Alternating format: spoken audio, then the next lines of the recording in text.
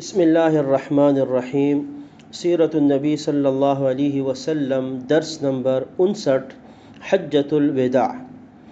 آج کے درس میں 3 باتیں ذکر کرنی ہے۔ نمبر 1، نبی اکرم صلی اللہ علیہ وسلم کا مینا پہنچنا۔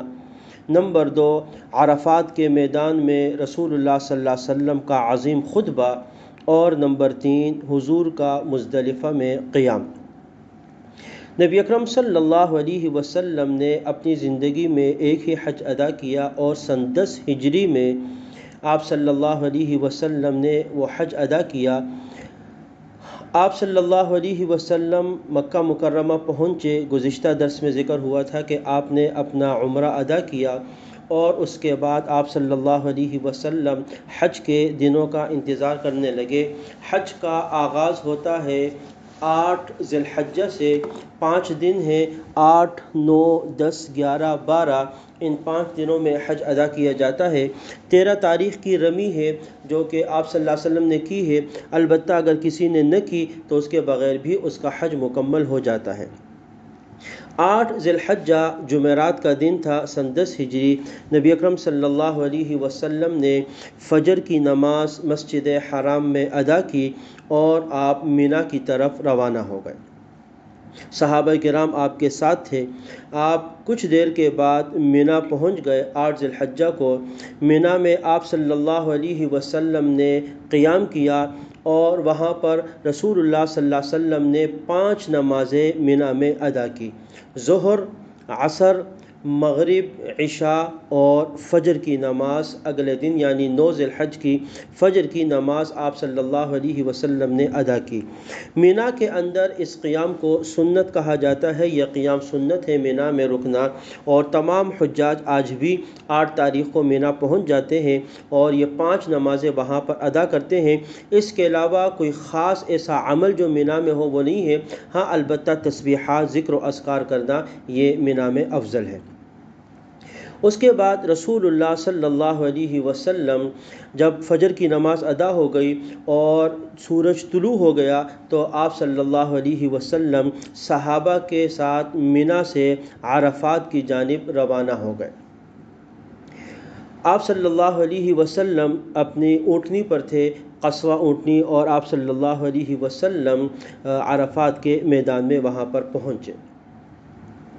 عرفات کے میدان میں یہ جو دن ہے وقوف عرفہ، یہ حج کے فرائض میں سے ہے، اور جمعے کا دن تھا جب آپ صلی اللہ علیہ وسلم نے جس سال عرفات کے میدان میں وقوف کیا، اور اسی وجہ سے بعض علماء جو یوم عرفہ جمعے کو آ جائے تو اس کو حج اکبر بھی کہتے ہیں، یعنی اس کی مناسبت رسول اللہ صلی اللہ علیہ وسلم کے حج کے ساتھ ہو جاتی ہے، اور جمعے کا دن بھی افضل ہے، یوم عرفہ بھی، دونوں جمع ہو جاتے ہیں، تو بہت مبارک اور بڑا دن ہے۔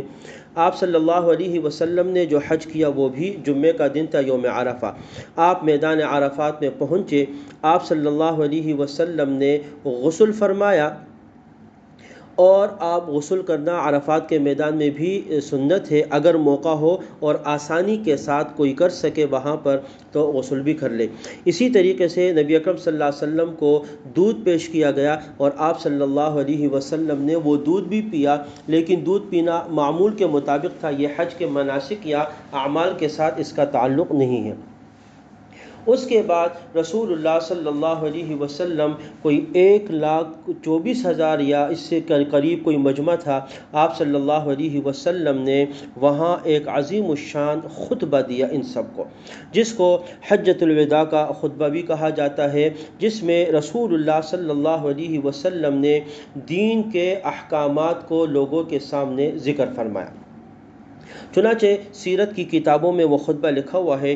رسول اللہ صلی اللہ علیہ وسلم نے اپنی اونٹنی پر سوار تھے، اور عرفات کے میدان میں آپ نے فرمایا: اے لوگو، میری بات سن لو، کیونکہ میں نہیں جانتا شاید اس سال کے بعد اس مقام پر میں تم سے کبھی مل سکوں۔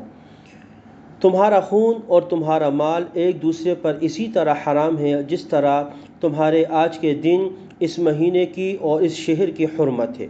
اور جان لو جاہلیت کی تمام چیزیں میرے پاؤں تلے دب گئی ہیں، رون دی گئی ہے، جاہلیت کے خون بھی ختم کر دیے گئے ہیں، اور ہمارے اپنے خون میں سے پہلا خون جسے میں ختم کر رہا ہوں وہ ربیعہ بن حارث کے بیٹے کا خون ہے۔ حضور نے اپنے خاندان کا ایک خون معاف فرمایا کہ اس بچے کو قتل کیا گیا تھا بنو سعد میں دودھ پیتے ہوئے، وہ ربیعہ بن حارث جو تھا یعنی ان کو حذیل قبیلہ تھا، انہوں نے قتل کیا تھا، اس کا بدلہ باقی تھا، لیکن رسول اللہ صلی اللہ علیہ وسلم نے اس کو معاف فرمایا۔ اسی طرح سود کے معاملات ہوتے تھے، آپ نے فرمایا جاہلیت کا سارا سود ختم کر دیا گیا ہے، اور ہمارے سود میں سے پہلا سود جسے میں ختم کر رہا ہوں وہ عباس بن عبد المطلب کا سود ہے کہ انہوں نے جو اس زمانے میں ہوتا تھا کچھ پیسے دیے ہوئے تھے، چونکہ سود کی حرمت آ گئی تو آپ نے کہا میں وہ سارا سود معاف کرتا ہوں، ختم، آج کے بعد سودی معاملات نہیں ہوں گے۔ عورتوں کے بارے میں فرمایا کہ اللہ سے ڈرو کیونکہ تم نے انہیں اللہ کی امانت کے ساتھ لیا ہے اور اللہ کے نام کے ساتھ کلمے کے ساتھ حلال کیا ہے، ان پر تمہارا حق یہ ہے کہ وہ تمہارے بستر پر کسی شخص کو آنے نہ دے، اور اگر وہ ایسا کرے تو تم انہیں مار بھی سکتے ہو لیکن سخت مار نہ ہو کہ جس کا نشان پڑ جائے، اور تم پر ان کا حق یہ ہے کہ تم انہیں اچھے طریقے سے کھلاؤ پہناؤ، ان کا خیال رکھو، اور میں تم میں ایسی چیز چھوڑے جا رہا ہوں کہ اگر تم اسے مضبوطی سے پکڑے رکھو تو کوئی تمہیں گمراہ نہیں کر سکے گا، اور وہ ہے اللہ کی کتاب۔ لوگو یاد رکھو میرے بعد کوئی نبی نہیں اور تمہارے بعد کوئی امت نہیں، لہٰذا اپنے رب کی عبادت کرنا، 5 وقت کی نماز پڑھنا، رمضان کے روزے رکھنا، خوشی خوشی اپنے مال سے زکوٰۃ دینا، اپنے پروردگار کے گھر کا حج کرتے رہنا، اور اپنے امیر حکمران کی اطاعت کرنا۔ ایسا کرو گے تو اپنے پروردگار کی جنت میں داخل ہو جاؤ گے۔ اور تم سے میرے متعلق پوچھا جانے والا ہے تو تم لوگ کیا کہو گے؟ صحابہ نے فرمایا ہم شہادت دیں گے آپ نے تبلیغ کر دی، پیغام پہنچا دیا اور خیرخواہی کا حق ادا کر دیا۔ نبی اکرم صلی اللہ علیہ وسلم نے جب صحابہ کرام کے اس بات کو سنا تو آپ نے آسمان کی طرف انگلی اٹھا کر کہا کہ لوگوں کی 3 بار فرمایا اے اللہ گواہ رہنا، اللہم اشہد اللہم اشہد اللہم اشہد، اے اللہ اس بات کے اوپر آپ گواہ ہیں۔